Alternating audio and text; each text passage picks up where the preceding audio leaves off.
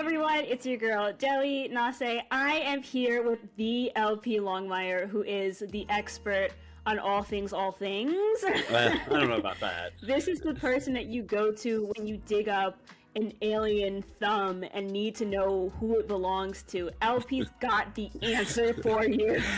So today we are talking Pluribus. There's a lot to talk about. There's a lot going on. LP, I know you've done a good number of TikToks on it already, kind of breaking down each episode, but I want to get into some theories. I want to get into some philosophical, psychological questions about what's going on. And yeah, I think we'll just hop around to the different things about Pluribus. How does that sound? Sounds great to me. My first thing, they can most definitely lie. Carol has gone off on this kind of whirlwind of they can't lie. They never said that to her, not once. Like, she asked them, what was it, some questions about what her wife thought about her books. Fine as in good, or fine as in meh? Wait, all right, Carol, hold on. She's like, no one would ever tell me my stuff's bad. But nowhere has that been... They've never said that. They never even suggested that they can't lie. We've seen that they tend to be quite truthful, and I think that's kind of a part of their kindness. They're gonna mostly tell you the truth. I think due to their nature, they want to be mostly truthful, but also putting on this face for the non-converted is very important to them, right? We see it when Kusanagi changes. They're singing the traditional songs. They're kind of pretending that they still do this cultural stuff. And then the second she's changed, it's dropped. We don't have culture anymore. Let the goats go. Let's get the fuck out of here, right? Yeah. I do think part of it could also be part of the performance of how they want to be perceived. That's fascinating. Why do they want to be perceived that way? That's another question. That I also don't totally get. Because I think that also might come down to what is their ultimate goal, because they have to have another goal that we don't know about. If it's just to convert them, we saw Carol sucks. She hates being around people, right? We saw what, I don't remember how long it was, but it was 2 weeks or something of complete isolation did to her.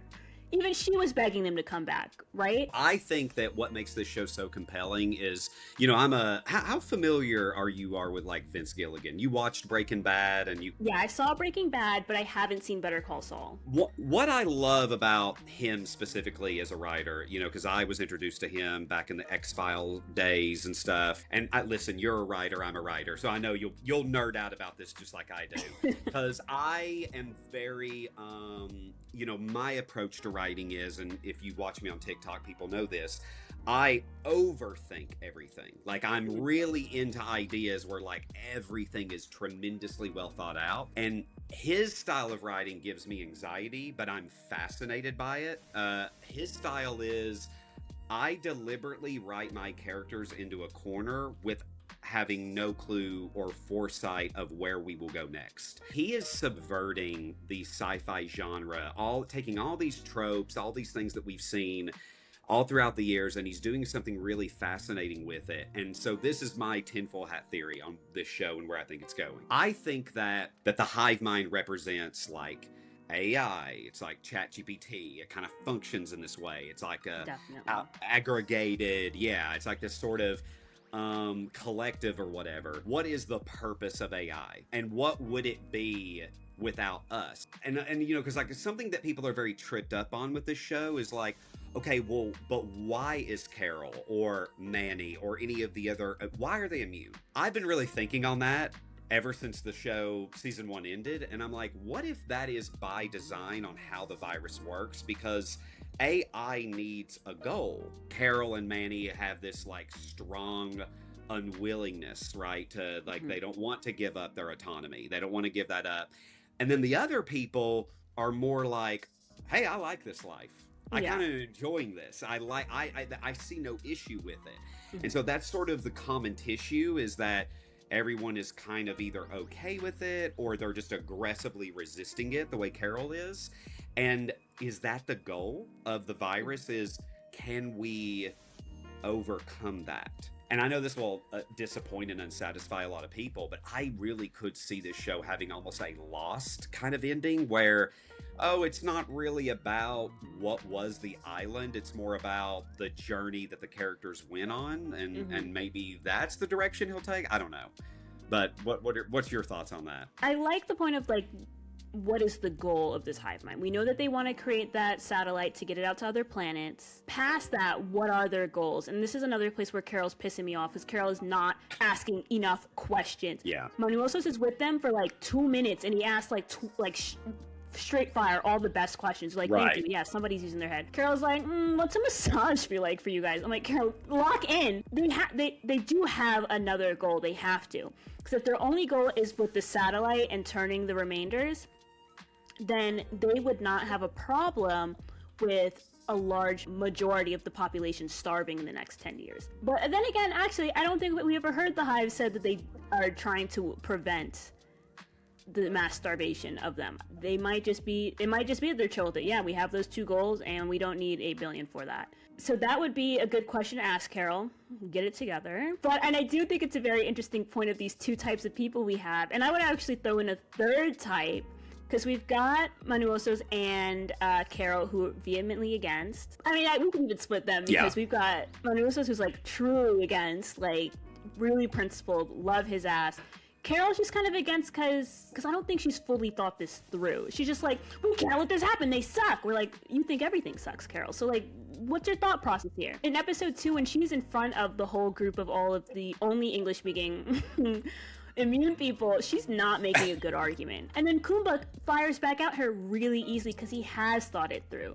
There's no war. It's all peace. No one's being human trafficked right now. There's no crime. I am with Carol. I do think we gotta change things back. I hate being with Carol because she sucks. She's just like not pleasant. And I know I'm gonna get pushback on that because I love not pleasant women. But Carol is like really unpleasant in like a very white woman type of way. Like truly no other perspective, no other thoughts. And so this 3rd type of person I'm going to bring up is Kusimayu, who, when she says, I want to be with my community, I want to be with my auntie and my mother and blah, blah, blah. Carol, and again, very white woman, comes over, oh, honey, no, you don't. Bitch, she's an adult.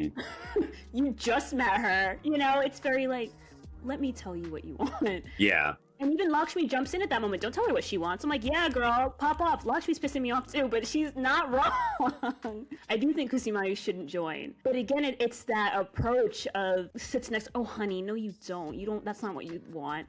Bitch, you have a true debate with her. Talk it through. Do you value your individuality? Blah, blah, blah. What's something about yourself that you do like? Because you would lose that. Like, have a conversation, but instead it's like, sweetheart, you don't want that.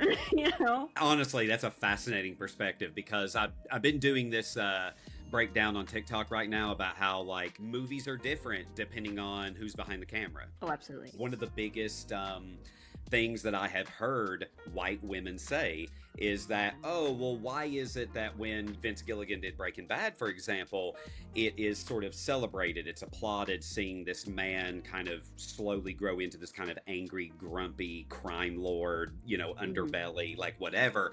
And then when he does a television show where it's like a woman is the lead and she's sort of, yeah, like you're saying, not the most pleasant person to be around, it's sort of critiqued. And I love that you're sort of bringing, you know, your lens to it of being like, no, she sucks. I love that you did that. That's really cool, you know? And I'll add in, I'm a Skylar White defender until I die. That woman did nothing wrong, okay? Right. I love me some Skylar White. Anyone that dislikes her, that's immediately a red flag. I'm like, you don't like Skylar White, you know? Yeah, right. I love bad women. I could name off like thousands. I love bad women. And I love Carol as our protagonist, but she sucks. She sucks. Like... Yeah, I mean, I guess that's like kind of the point. Yeah. And I do love like the backstory explanation, as tragic as it is. I mean, it's like, oh yeah, it's like when they finally introduce that, it's like, okay, that makes complete sense. I completely see why this would be so, like, this is bringing up a lot of trauma for her. Yeah. The biggest criticism that I've seen with this show is the show is just way too slow paced. Yeah, I've heard that one a lot. For me, it's an aggressive slow burn. For me, that doesn't bother me, but I know that's like the biggest critique this show does get, you know? Yeah, I've seen that a lot, and I've watched a few video essays on that critique, because I don't agree at all. I don't either. So whenever there's like a major opinion that I don't agree with, then I'm like, okay, I gotta see where people are coming from. The slow moments that they bring up, I love. So like, I don't remember exactly how long it took, but for Zosha to get from where she was to Carol, that was like a good chunk of the first beginning of that episode. This is the first time we're seeing how the hive moves. So it was really like, so I'm taking it in, you know? So the guy comes up in his motorcycle, he swaps with Zosha, she gets on the motorcycle, goes off, they just swap tasks, like really quick, you know? So seeing how all of that is coordinated and working was the point of that sequence for me. When Manusos is getting all the way to the United States, we don't really know him yet. I want to see how he's interacting with the Plurbs. I want to see how leaving money behind for the gas that he's siphoning is important to her. You know, like I'm pulling stuff together. I need a minute to pull my stuff, you know, that I'm watching. Yeah.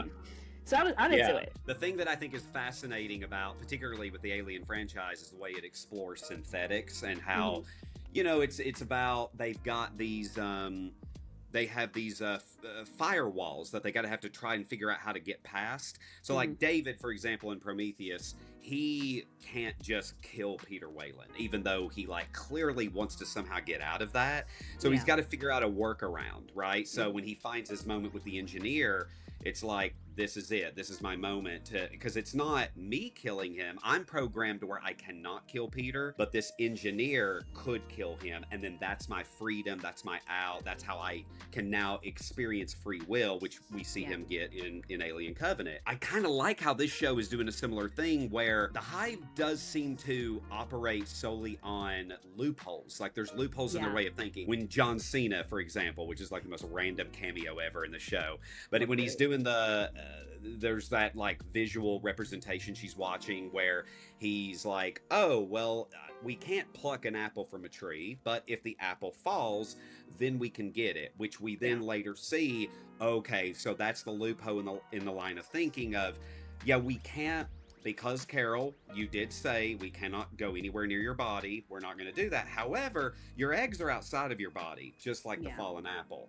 So that's our workaround. Yeah. And it's all about like breaking through, again, my firewall analogy of like breaking through of how can I make you accepting? And it's interesting how every time she freaks out, gets upset, gets angry, they like short circuit and fall over. That's like the most haunting aspect of the show is the things it does not show you when she says how many died, and they're like, you know, I don't even remember the exact number, but it was like an insane number of the amount of people that died. That's a really fascinating idea of again, if you're going with that like ChatGPT AI analogy of we've got these few immune people that, okay, well what we're doing is we're aggregating like info for how we can make our virus stronger, maybe. Because, you know, we know that it's like, okay, so they're building that big satellite, because I think there was that episode where Zosha does explain to her that's our goal, is then once we've conquered this planet, then we'll boost another signal to the next planet. You got to think of, okay, well, what is going to be their goal going into season 2? And I'm talking about our protagonist. There was an episode where Manusos was like reading, it was the final episode where we see him like reading books, he's reading information on how can we maybe like conflict that signal, like disrupt it somehow. So are they going to use the satellite against themselves and kind of boost the signal back to the home planet, which would then disrupt the signal, making it obsolete, making everyone go back to normal? And I think what would be genuinely haunting, because I did read where Vince Gilligan wants this series to go for 5 seasons, which is like, how could you spread this concept that far? And then I started thinking, well, you could do what The Leftovers did, where you have an entire season where, well, what does this series look like if we see everyone go back to normal? Yeah, I would love to see that. You're going to get a very conflicting thing there that I just described, where some people are going to be happy about that. They're going to be like, thank God, that was miserable, that was awful. But you might have people be like, I actually preferred it. I actually liked the way that it was before. And, you know, because as we saw with Zosha, when she was introduced to us, it looked like by appearance, she was living a hard life. So it's like, not everyone is maybe going to be okay with this, and some may have preferred it. The Plurbs, they operate like an institution, but not the people within it, like the institution itself, right? I think the most clear example of this in the show is through culture. So like an institution, like AI, it consumes everything. It consumes all of the culture, but once you have all of them together, it doesn't make this rich tapestry of different cultures. It blends them all together until they're nothing anymore. Yeah. And again, the scene with Kusumayu changing was perfect. I loved it. I was so devastated watching it. They are performing culture for her because she's not within the hive. She needs to hear us sing the song. She needs to see us do the ceremonial dance as she undergoes this transformation. But when she's with us, there's no reason to talk anymore. There's no reason for language anymore. There's no reason for us to do any ceremonial anything. No dance, no nothing. And when everything becomes utilitarian, clothes too. Any big symbol of culture. We don't need music anymore. We don't need books anymore. You know, like when we had what was it? The girl from like Domino's Pizza flying the plane, she's still in her uniform. Why? There's no reason to change. Any cultural markers or signifiers are just gone now. We just want to be palatable. Yeah. We're polite. We'll make you food. We know what food you like, you know? I think the heart of that is that, one, it's fucking sad. The whole Earth with zero culture is what a devastating idea. It's devastating to us on the outside. What the hive is consistently insinuating, well, not insinuating, straight out saying, for us on the inside, it's fine, it's great. It's better to not have culture. It's better to not have any languages. It's better this way because we're all connected. I think the question down to it that the whole show is asking us is this better? Do we think that's better? Do we think that our individuality is more important? Do we think the collective is more important? It also has to be it does have to be an American show posing this question in extremely individualistic culture. But then how does a show like this land in cultures that are really rooted in collectivism, like Asian cultures? How are they watching this? Are they watching this and going like, fuck yeah, I'd join the hive immediately? Or are they also feeling like kind of conflicted with it? So that's also something I would comment below. There was an episode of Buffy. Did you ever watch Buffy? No, I didn't. Spoilers. Okay, so there's an episode of Buffy where she dies, and like the character dies or whatever, and so the characters are like, oh my gosh, she's in hell, and this is so terrible, and we got to get her out of hell. They resurrect her from the dead, and the really haunting reveal at the end of the episode is she didn't go to hell, she went to heaven. And so it's like, oh my gosh, we actually pulled her out of a heavenly place, and essentially, in comparison, Earth feels like hell. We've actually done something way worse to her, and so I think there's something really fascinating that this series could do with that. On the note of people coming back, there's a few things I want to say on that I think would be quite interesting. Because I don't think people would have their memories erased. They would remember everything. How smart is everyone after this? You know, is everyone like a mega genius now? Oh, that's such a good point. And then babies were still being born during this time. Zosha, someone at some point says, like, 965 babies were born today, and 1,000 people died. Those babies, I think, are fucked. I don't think I think those babies are like gone. I think their brains would short circuit. I don't know. I think those babies are all dead after we go back. So I think that could be a big thing. This like mass death of everyone's baby. Yeah. I think you have to be like a certain age to be able to survive going back. So like Lakshmi's kid, I think he'll survive like that age up maybe. So I think there's going to be some stuff there. What is your read on just the ending of her asking for an atom bomb? Do you think that's an actual atom bomb, or do you think that's more metaphorical? I do think they gave her a real atom bomb. I do too. And I think that is the solution to everything, because Zosha said that the way they communicate, it's like a human's natural electromagnetic field. And then Carol's like radio? And then we cut to Manoso's and he's doing his radio thing. Okay, so like we know it's got something to do with this shit. How do you get rid of electromagnetic fields? Is that possible? Yeah, through an EMP, right? Preppers are always like really scared of like an EMP destroying all fields, right? Right. What creates EMPs? Atomic bombs. So I think the solution for this is nuclear holocaust, and that might be what happens. That oh my gosh, the only way to bring everyone back is to there's got to be like 10 of you left. You have to just bomb the entire planet. That's a brilliant, but like you're kind of hitting on what I'm talking about of why I love Vince Gilligan. That subverting of like, oh, that's a fascinating way to flip it. What if the aliens have to go in bunkers from the humans that are wanting to like blow up and so now we're following them kind of. That's like a really interesting way to kind of flip that. You know what I mean? Yes. Vince, if you're watching, hire me. I'll write it. Yeah, absolutely. That's a great...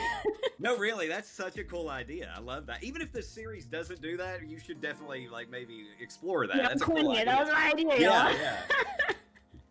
That's really cool. But then I want to get into the consent conversation, because So we have the Plurbs who have very clearly said, we're not going to take your stem cells without your consent. Like, we totally respect you. Like, first of all, they changed everyone without consent. That's something that Carol pointed out. But Carol didn't see is that those first couple weeks of changing people was through some very non-consensual actions of kissing and licking donuts and stuff like that. We're like, okay, where is the line for you guys? Clearly to them, non-consensual kissing is fine, right? For the Plurbs, that's fine to them. But a medical procedure, that's too much. So, like, she did, for a second, get to it of, like, okay, you guys have a weird thing with consent about what is and isn't.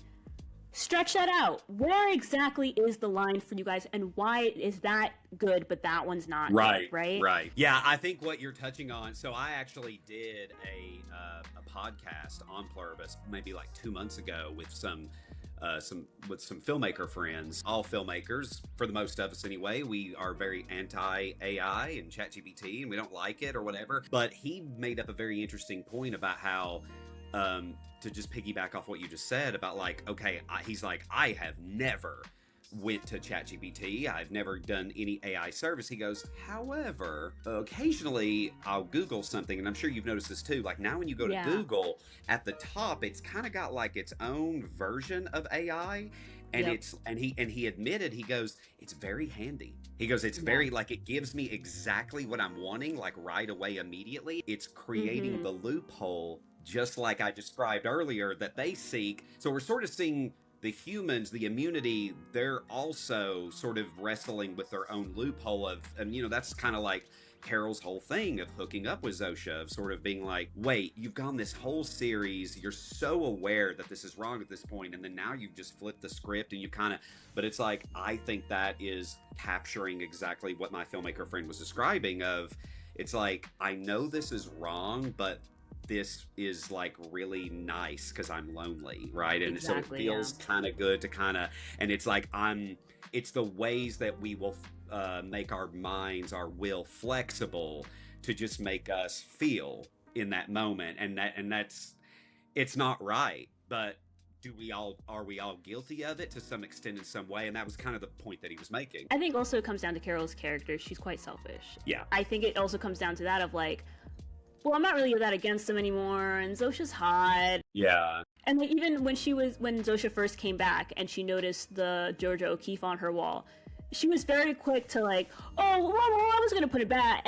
And there's buffaloes running around, and they need to, girl, you took it because you wanted it. You need to rationalize it and come up with your own loopholes now, so that to make yourself feel better, because the whole world doesn't care what you do. Plurbs don't care. That is, and I think we'll get into more of this in a bit as well, of why I love her pair with Manuoso's, because he's the opposite. 100% selfless. I will pay back this hospital in Panama. I will pay for this gas.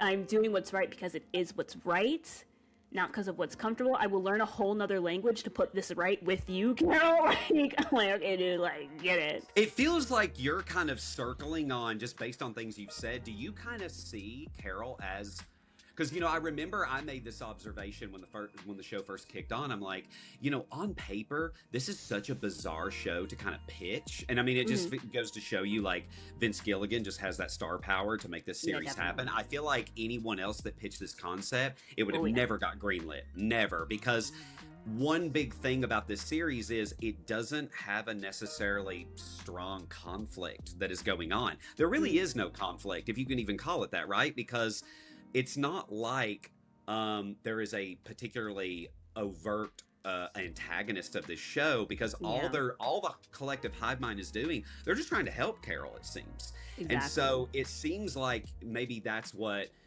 you know, you're sort of circling on, is like, is the villain of this series her? Like, is she what, like, if this series has an antagonist, it's just like Carol is just battling with herself, really. She's getting in the way. Because, you know, like, I mean, Carol was miserable when we met her, like before the world. She was like, you know, going to like a book signing thing and having all these adoring fans, and then she gets in the car and they're so sweet to her. And they're so sweet and they freaking love her, and then she gets in the car with her manager and she's like, ugh. So even when the world kind of goes this way, she's still miserable. So I don't know, is he doing a Breaking Bad thing where it's like, yeah, the way we saw Walter become you know, just this criminal crime lord, you know, boss or whatever, are we going to see her become the alien overlord in a weird way. Like, she's just going to become like the thing that she hates or something. I don't know. It's such a... now you've really got my brain working, because I didn't really think of it that way. But that's kind of a fascinating idea of, like, she is kind of the antagonist in a bizarre way. There really isn't a villain. You could say the virus itself is the villain, but that's still with the question mark, because a lot of the characters in the show would tell you, no, that's the hero of the story. Right. Geralt's for sure the villain. Yeah. But then we are introduced to Manuosos, he has every characteristic of a true hero.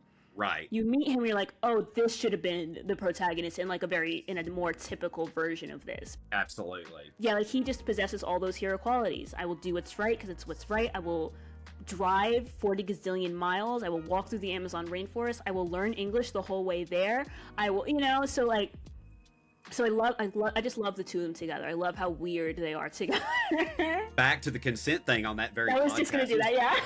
It was with 3 dudes, and it's funny how, like, I brought that up, like, I broached that because I find that to be a very interesting topic, and I could tell they did not want to go there. Oh, well, I want to go there. And it is odd how season 1 just kind of glosses over it. Yeah. At least not yet, I don't think. I don't think it wants you, but I'm like you. It's like, well, no, you don't introduce that for no reason. Right? What is the true horror of this concept? It's the idea that they're all connected, and like you just touched on a second ago, okay, let's say they all snap out of that and they all still have those collective memories. So does that mean that a 12-year-old or something, like a minor that was connected to these adults that was having these sexcapades, are they gonna, like, that's terrifying. Super not good. And maybe they don't go there, but I'm also like, how do you not go there? Yeah, I need answers on it. But also, because what we've learned of our 12 who are not Manuosos, they are deeply incurious people. When Carol shows up at, in Air Force One, they're all like, nah, it's fine. You're like, what? But then also, again, with Carol, like, you didn't even know her name was Zosha? Oh, you didn't know that they do this? You didn't ask them this? They're like, okay, Carol. So you're looking at them like they're the dummies. You're all dumb as shit, okay? Yeah. But I would need to have like a 48-hour conversation before deciding to have sex with the Plurbs. Yeah. Everyone's in there. So my mom's in there? My sister's in there? Oh my gosh, an 11-year-old's in there? Right. Hold on. And even if we, like, ignore that for a second, which it is hard to do, 8 billion people on the planet, let's say 2 billion want to have sex with us, right? 2 billion want to, 6 billion don't, right? What are we doing with that? Is it that they're just like, only the 2 billion that do want to have sex with you are present, and then the other 6 billion go, like, pay attention to other things? Like, is that what's happening? I would need exact, I need to know exactly what's going on, because I'm not about to force 6 billion people to have sex with me that don't want to have sex with me. That's crazy. But Kumba, deeply incurious, is like, look at all these beautiful women. We're having a good time. They can't tell you no. Right, that's a problem, yeah. Kumba. They can't tell you no. Yeah, and I guess that's maybe why I'm not in love with the concept of they could potentially be lying, because that's how you get out of that, right? Like, that would be kind of the cop out, is you sort of say, no, it's one soul consciousness that is just possessing everyone.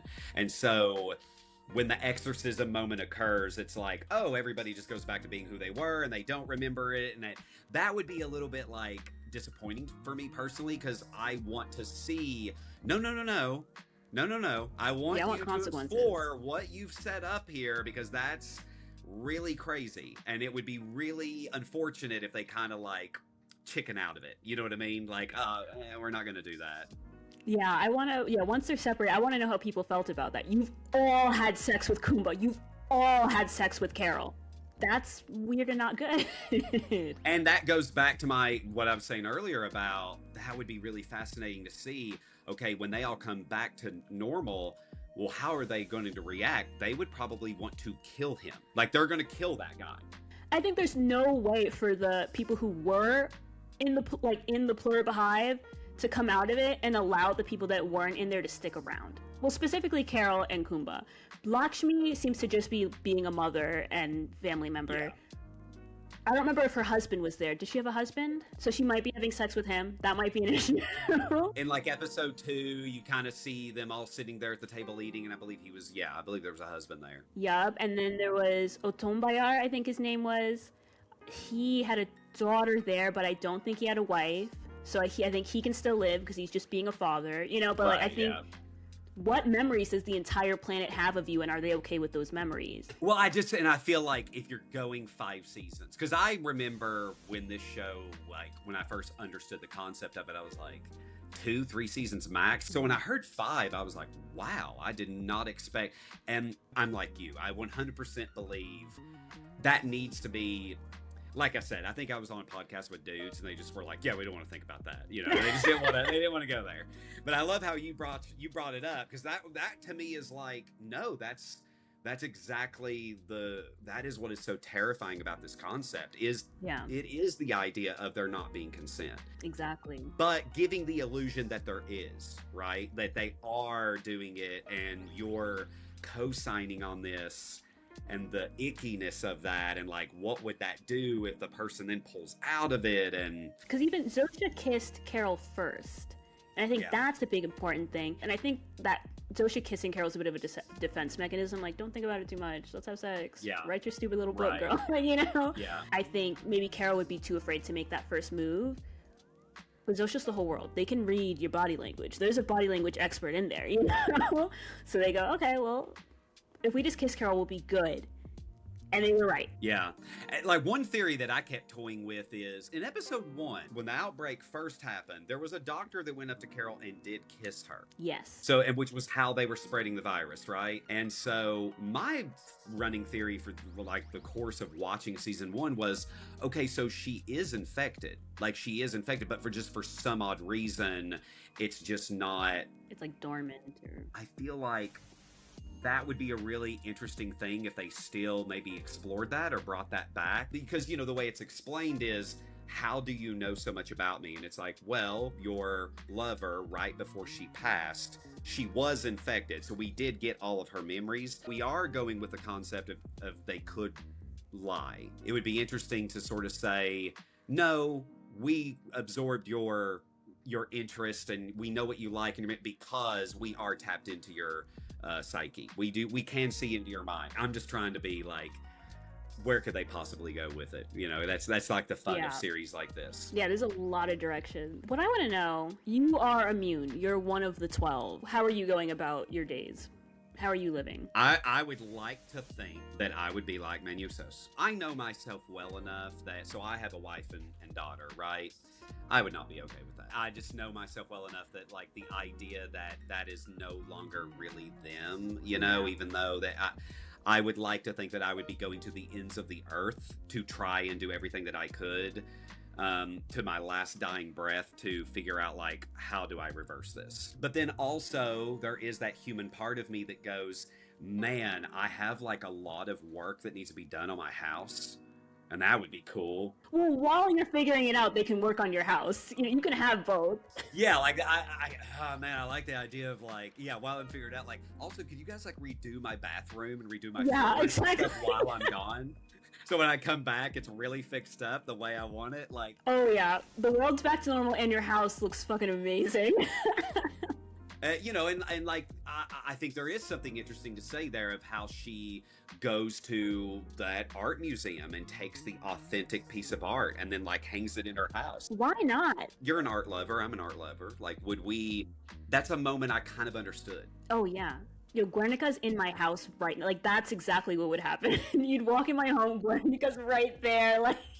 So, like, if I'm being completely honest, would I not, like, enjoy that a little bit and, like, take advantage of that a little bit? Or am I just admitting that, like, am I admitting something highly unethical here on this podcast? I don't know.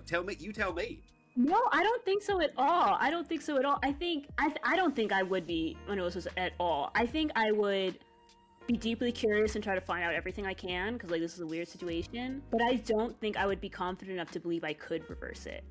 Yeah. I don't know anything about biology or me either, electromagnetic pulse. You know, I don't know that stuff. And the thought of me going against all of the greatest minds on the entire planet, I'd be like, I don't think I'm winning that one. Yeah. I'm a pretty confident person. I'm not gonna lie. Like, don't feel bad for me. I'm confident. But in this situation, I think I would go, okay, I just gotta find a way to be happy for the rest of my time on Earth and then die. Like, you know? Like, when she had that conversation with him and she was like, what if you gave me an atom bomb? The answer was not no. It was, well, why would you want one? Was how he answered. Me and you at least believe they did give her one. So it's like, could you at least attempt to figure out a way, how can I use them against themselves? You know, could I figure out a way, like you're saying, could I keep testing it, keep and try to understand it and keep theorizing on, is there a way where I could use them against themselves to reverse themselves and maybe like get my loved ones back or something. I don't know. That's a great point. I would not want to interact with the hive through any of my loved ones. So the way like Lakshmi and Utombai are, they like their chaperone is the family members that are still alive. I don't think I would be comfortable talking to the entire world through my parents or my sisters. Yeah. They just have to like sit in my house for like away from me, and then you have to send me a different chaperone. I think the chaperone they would send me would be Bad Bunny. They'd be like, here's Bad Bunny to be your chaperone. I'm like, oh my god, sing!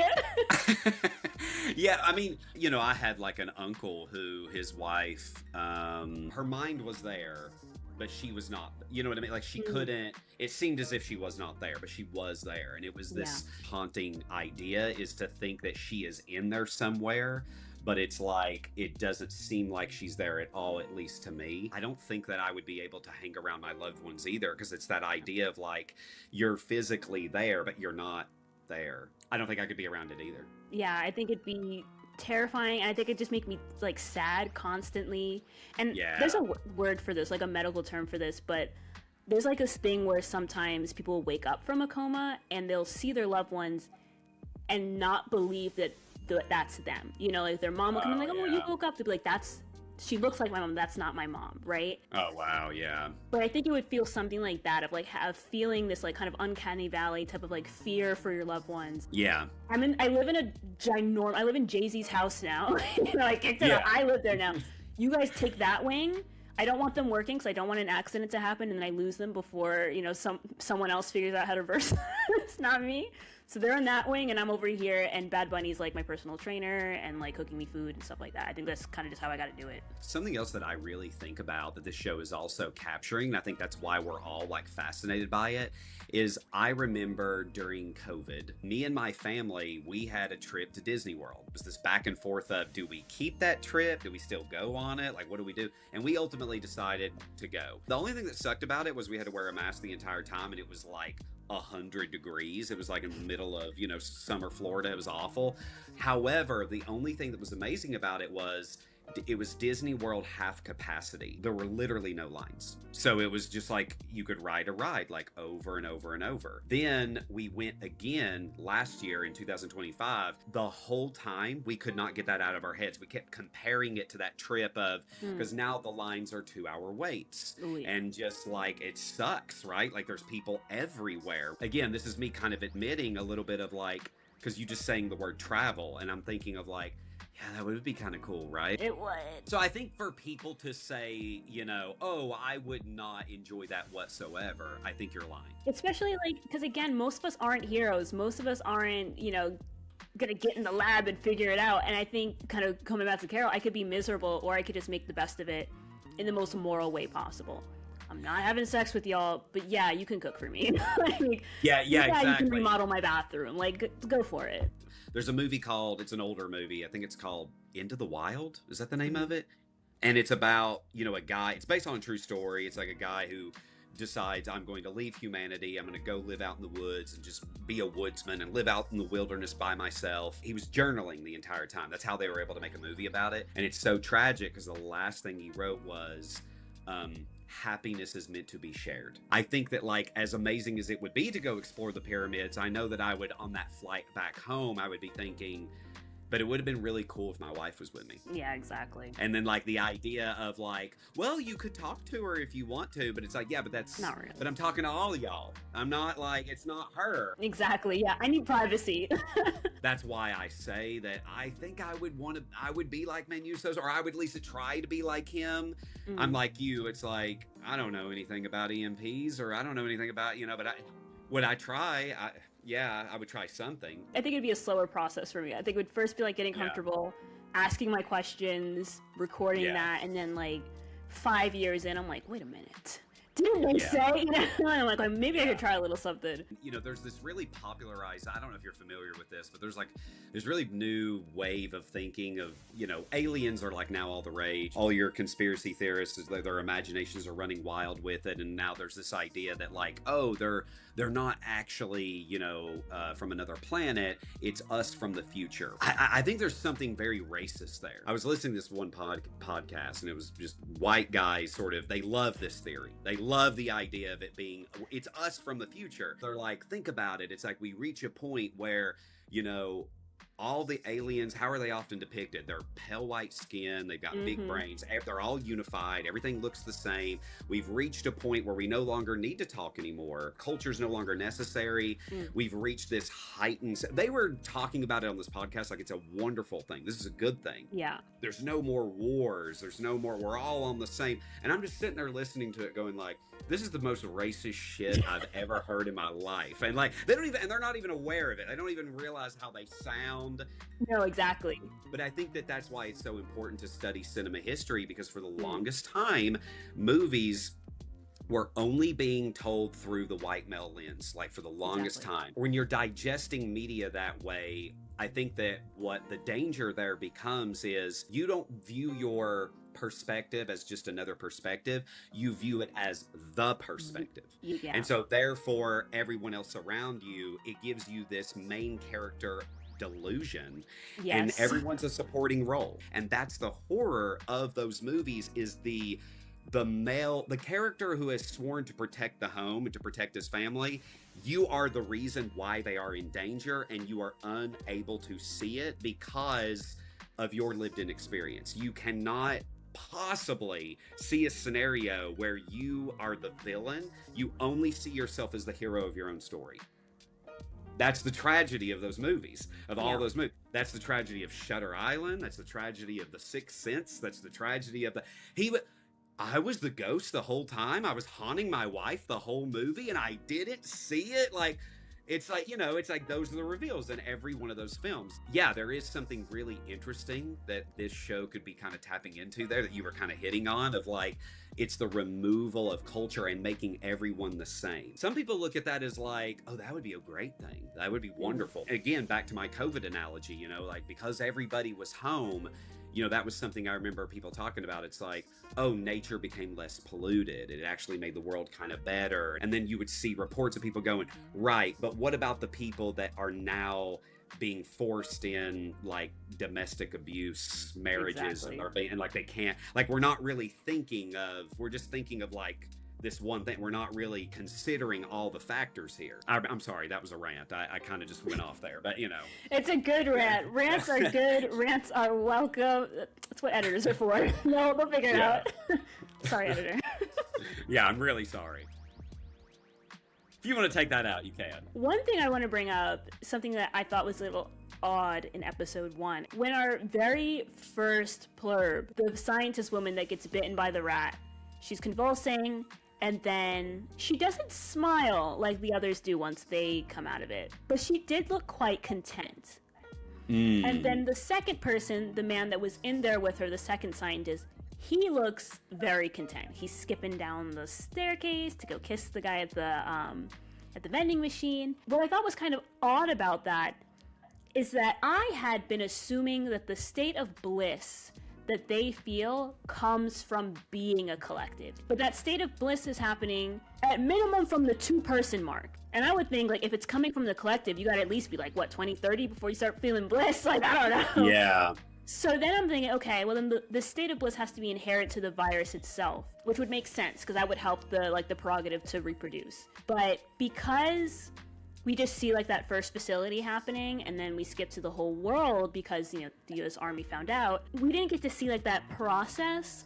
What's going on? And I mean, again, this is a question Carol could be asking, but doesn't. What was that like? What was that process? Is it that the first person is just confused and only knows that they need to spread it? That I want to know more. I don't think we ever will go back that far to it, but I'm curious about that. Where is this blissful state coming from? Is the blissfulness just like performative? And yes, it could also just be performative. Well, no, because when Kusumayu changes, she smiles, like right after she's turned.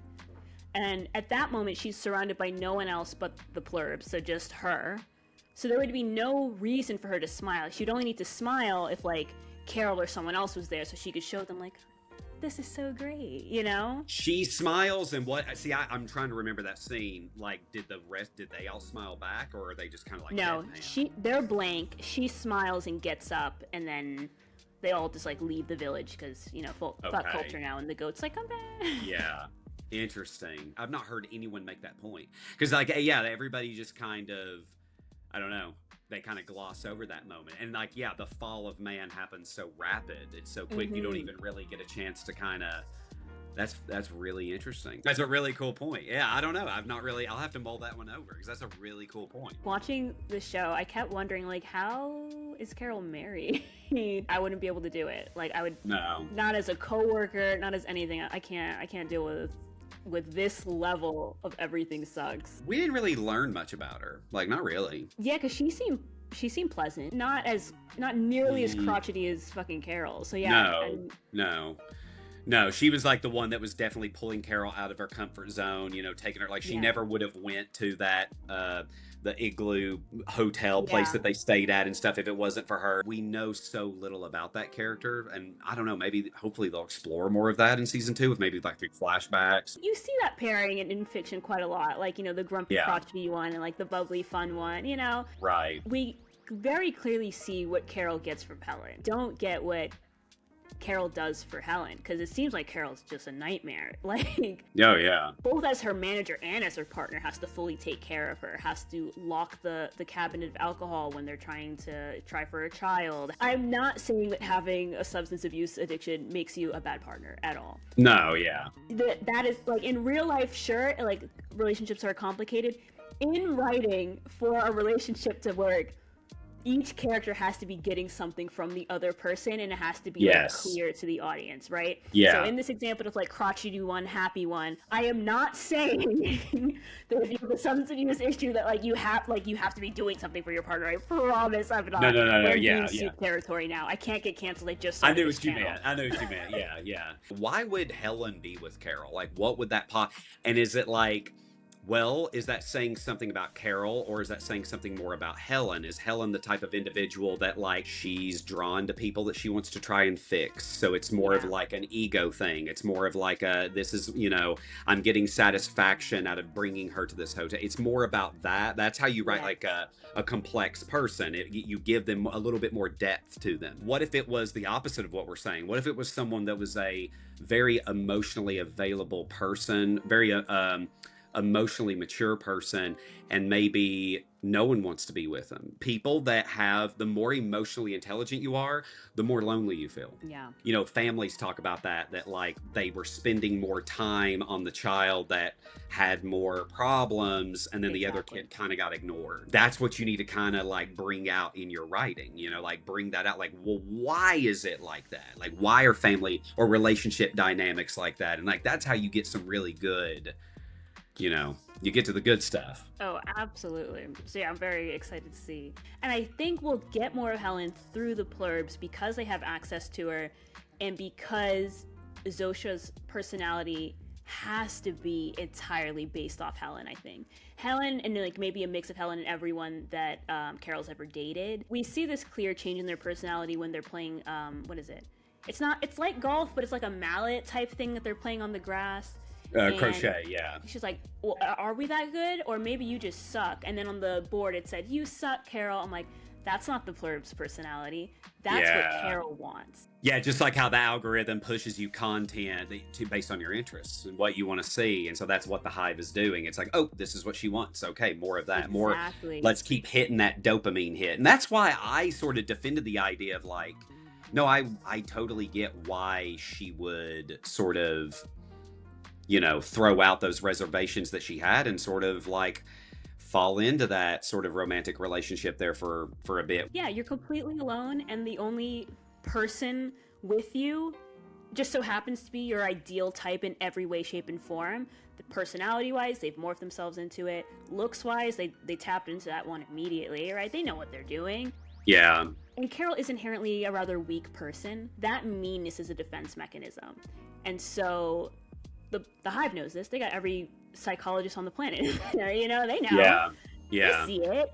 Yeah. And so I think Carol's like particular and easy person to manipulate and tap into. Maybe that's what she is, but now everyone's turned into Carol's biggest fan, right? And they're like so obsessed with her. You're so right. And I think that's why in the beginning, after we see all of her adoring fans at the book signing, when she has to get in and be like, oh, they're fucking idiots. Because if they're fucking idiots and you were in on it the whole time, you knew the whole time that everyone that liked your book was dumb and that your writing's actually not that good.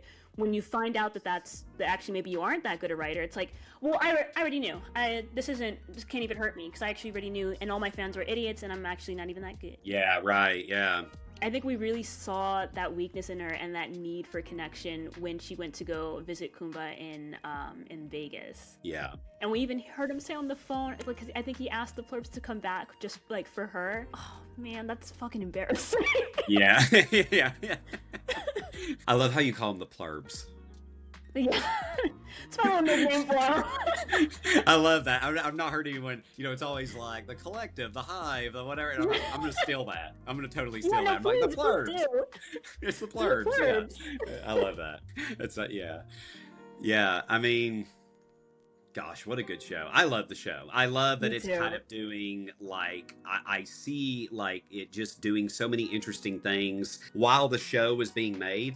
I don't know if Vince knows, but I don't know, though. How else would he know he wanted to go 5 seasons? Maybe he's got a blueprint. He might have, like, an outline, like a Bible of some kind. You are seeing that more and more shows being like criticized for that. Like, gosh, particularly with Stranger Things finale, people just really like, how do you not like know? Like, how are you just now you're coming up with the ending while the show is being filmed? And I think that people want more of that, of like shows that they want to know, they want to feel like, okay, I'm in the backseat of the car. Mom knows where she's going. Mom's driving. And she knows the destination. And sure, she might have to take a few pit stops or something, but she knows where we're going. Everyone wants to feel that safety as the audience. And so it's a very bummer feeling when Mom is like, I had no idea where I was going the entire time. Yeah. I thought we were going to Target. We wound up in some ma and pa like grocery store. I don't know how we got here.